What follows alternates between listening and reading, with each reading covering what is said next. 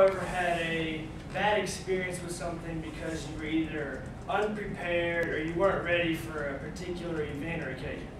Everybody? Pretty much everybody. Generally, preparation is a key for success. So when you're not prepared, generally things turn out badly. Well, in skiing, if you're not prepared for something, it can also turn out very bad. So there's a couple things you always need to have. You need to have the proper clothing, you need to have the proper equipment, and you need to know which ski slopes you can and cannot go down due to your ability levels. So the first thing is your clothing. Your main clothing obviously is going to need a nice warm jacket.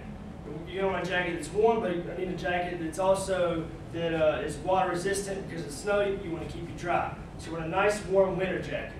Next, you're going to want a good pair of snow bibs. Snow bibs are going to cover from about mid-torso all the way down to your legs. They're going to keep your whole body dry, and they're going to keep your body warm. And next, you're going to need a beanie. And I brought my beanie with me today. This is just a kind of a unique, kind of creative thing. You don't see them all the time, but you do see them at just about every ski resort. They're rather expensive, but it's insulated in the bottom, and its purpose is just to keep your head warm. So that's very crucial. Then I have here, I brought my ski goggles. Your goggles are very critical.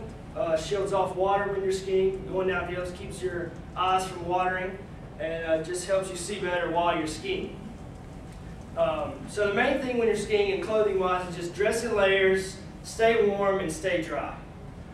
Next, you're going to need your ski equipment. The main thing with ski equipment is it's very, very expensive. It can cost you thousands of dollars if you go out and try to buy it all yourself.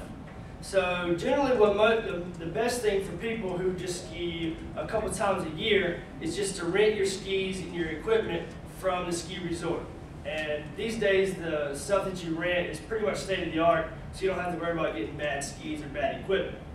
But the first thing, you're going to get your boots. Your ski boots clip into your skis.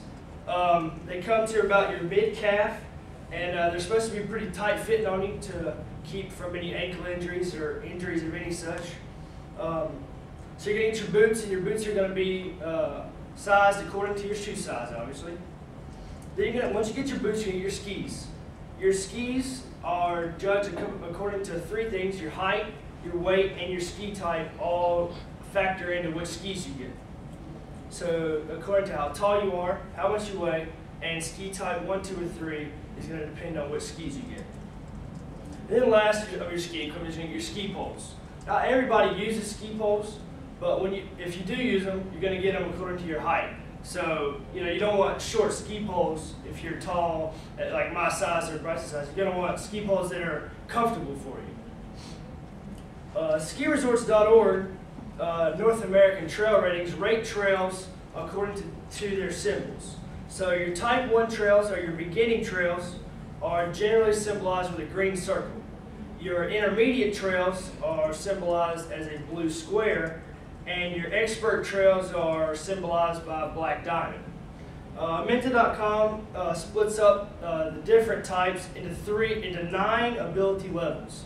1 through 3 ability levels are generally your beginner skiers. Skiers that are just learning, just starting to ski, learning to stop, learning to slow down, maybe a little bit of direction or change, but just kind of getting comfortable with the skiing.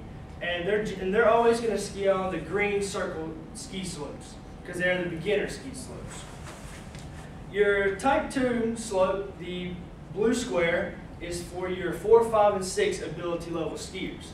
These are your intermediate skiers. They are getting more comfortable with skiing. They're able to stop well. They can change direction some, and are just really comfortable with their skiing abilities. So they're going to ski on the blue square slopes. And your Type 3 skier is going to ski on the black diamond, which is the expert.